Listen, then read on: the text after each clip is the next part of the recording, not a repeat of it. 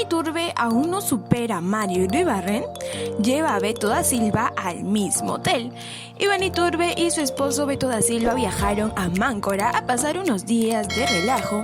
Sin embargo, esto no tendría nada de especial, de no ser porque se hospedaron en el mismo hotel al que la chica reality viajó con Mario Iribarren en el 2019, según un informe de Magali TV La Firme.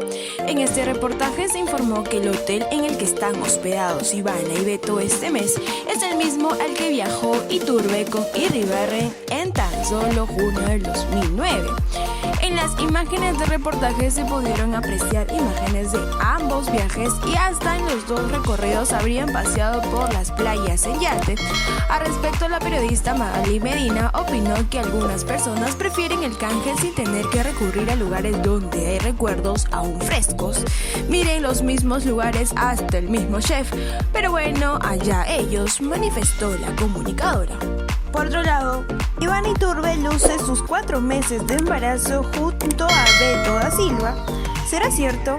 Magali Medina ha precisado en diversas oportunidades que Iván Iturbe se encontraría embarazada de su primer bebé con Beto da Silva y esta vez sorprendió al dar mayor detalles de este hecho. En la última edición de su programa, la conductora compartió imágenes de la modelo luciendo ropa holgada en la playa y resaltó nuevamente su posible estado de gestación.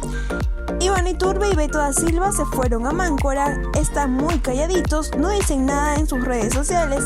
Sin embargo, como está de moda todos los polos y bruscas oversize, eso es lo que ella está utilizando últimamente en sus fotos, precisó Magali Medina.